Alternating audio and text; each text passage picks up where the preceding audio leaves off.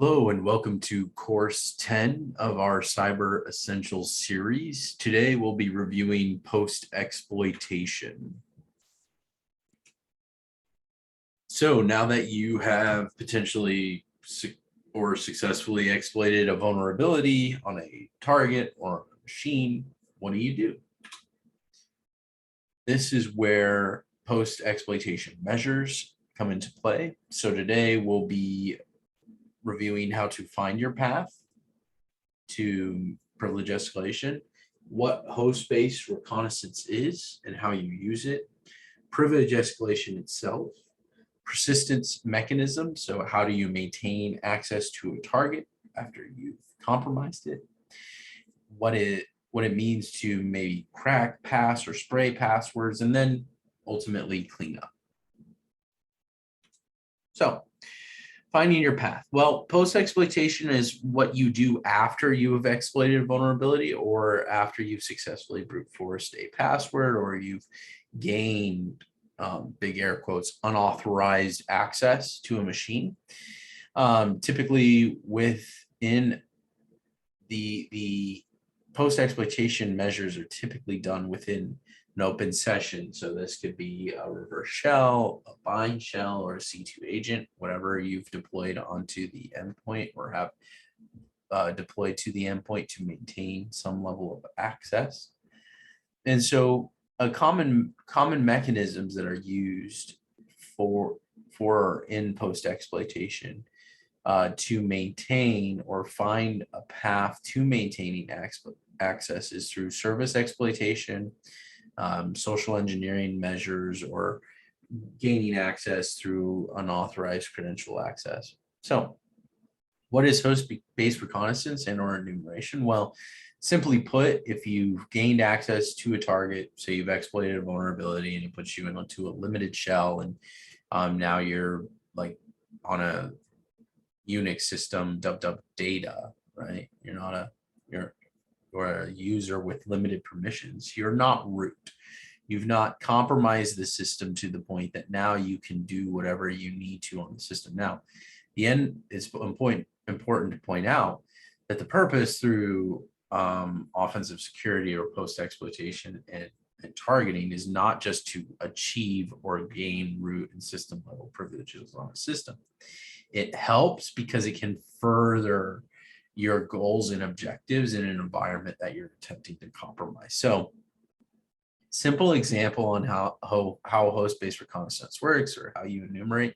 Let's say you are data, you are not root, and you want to find your path to root. Well, like I said, root is not the beginning of the end. So you have to ask yourself two questions. What can you do if you are not root or another administrative user to compromise the endpoint, or server, or you are root and system and or administrative user. So what can you do to establish persistent mechanisms? So there's two ways to look at it. You're not root, but you need to further your objectives, or you are root and you still need to further your objectives. So there's ways to do this through network connections on a system, the operating system information, the logged in or presently logged in users, any processes that are running on an endpoint or a server. And then there's also logging, antivirus, and EDR. So what might you need to do, or what's running on this system?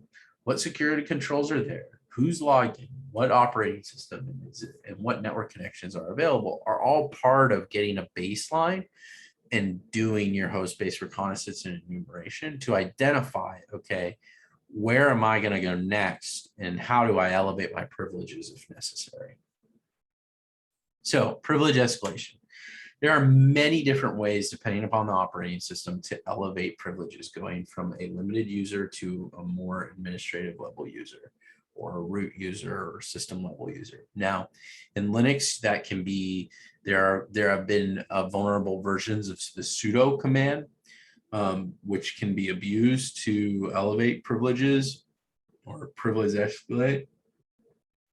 There have been kernel level exploitation techniques like Dirty Cow. Services running with more privileges than necessary. Sometimes you can do service hijacking and obtain your root permissions there. There are also different types of files and configuration files that could be on that system you have compromised, which can lead to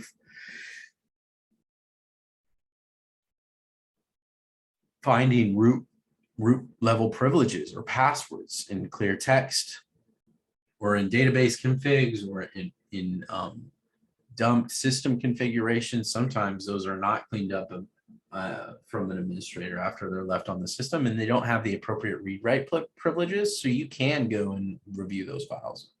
On Mac OS, again, it's a Unix-based system, so there's you can do kernel exploitation with Mac OS. What they've done, there are also race conditions and applications.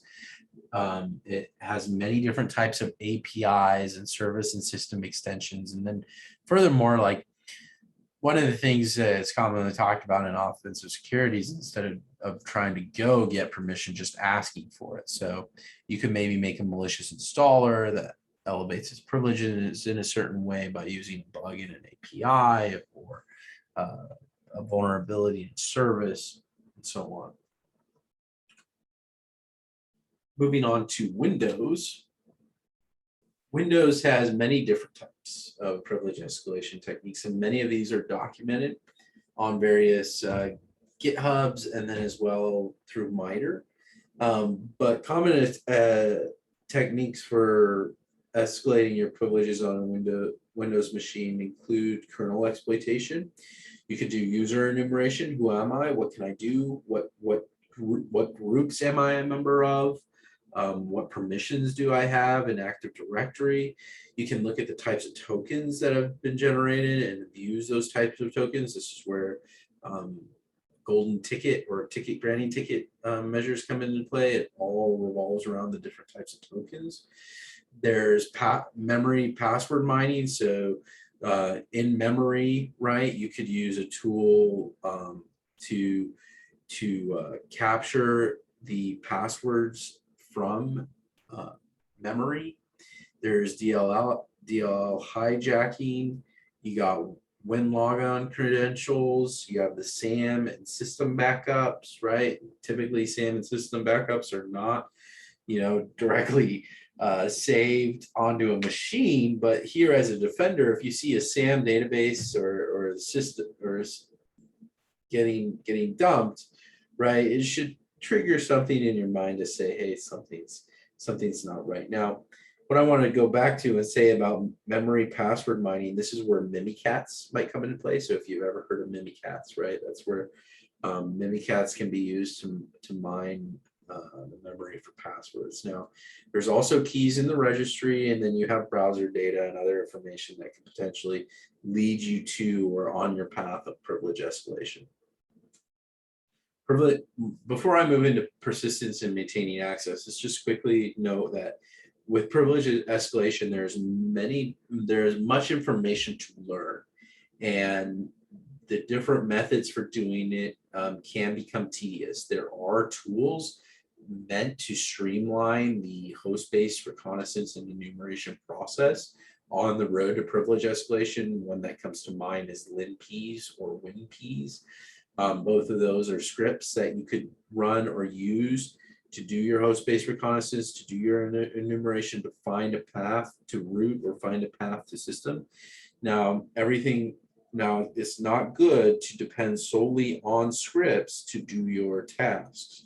You should become familiar with the manual process for, like, going back here, for how does the SAM and system backup work?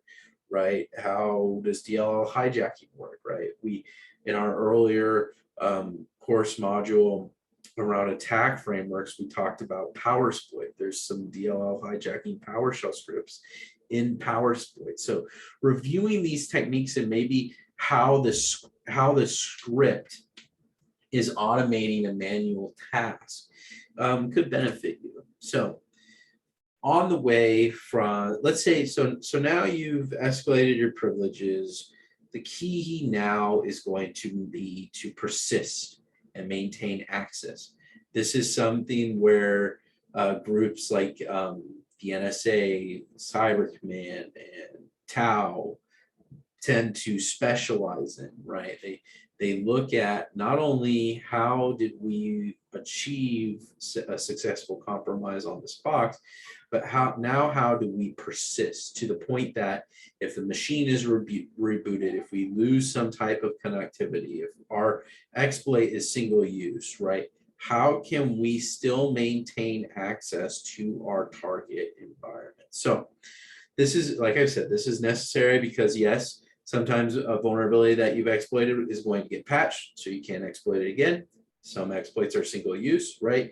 You can't use it over and over again because it may cause the system to hang or it be in need of a reboot, right? So if you have a reverse shell on a box and the system's rebooted and you've not, set up a startup script or something to kick back and phone home back to you, you're going to lose your access. So sometimes if you've gained access to a target environment, maybe through like a drive-by download or some other means, you may not know fully what you've gained access to or know fully what you want to achieve or the objective outcome you want to have. So you need to take time away, figure it out, do some host-based reconnaissance, gain some familiarity of the network and the environment that you're in, and then return to it, achieve your objective. So with persistence and maintaining access, the key here is that regardless of what happens to the endpoint or the systems that you have compromised, you want to be able to access that target as often as needed and maintain control over it. So common tools that are employed for maintaining access and persistence: rootkits, backdoors, rats, remote access Trojans, and then sometimes even when it comes to web applications, right, you can even add your own code to a website.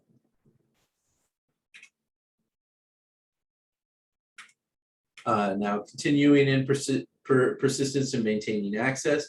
Persistence and access on Linux, you can use and create and modify a system process with systemd, right? So you can set that process to work on startup. You can even configure cron jobs to launch maybe a particular script that you put in a certain area of the file structure that will then kick off at a given period of time, right? And make sure it's maintaining communication. In Mac OS, you can use logon scripts or login hooks. You can do some plist modification, and then moving forward into Windows, which is where most common persistent measures come up, is around scheduling tasks, putting things in the startup folder, modifying or editing registry keys, and then you also have bits jobs. Beyond persistence and maintaining access, one of the things that comes into play is the ability to move laterally in the environment. Sometimes the initial box or machine that you've compromised is not the box you're going to stay on. You're going to move laterally amongst the network. You're probably going to want to pivot or leapfrog through it. So the ability to maybe, if you've heard the term before, pass the hash or do some type of password spraying or monitor the wire and capture passwords off of the wire and then relay those are different ways in which you can crack pass and spray. So password cracking still happens today. It's still prevalent.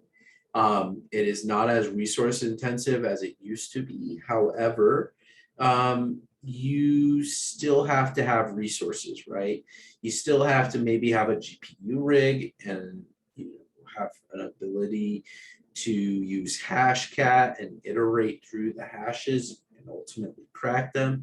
I mean, you can spin up GPU resources in some of the public clouds now. It's another means to do it, but you might not always have the resources. So this is where there's maybe not a need to crack, but you can, depending upon the hashing method used, capture and pass those hashes amongst the environment. Also, it depends upon the way the resources are configured.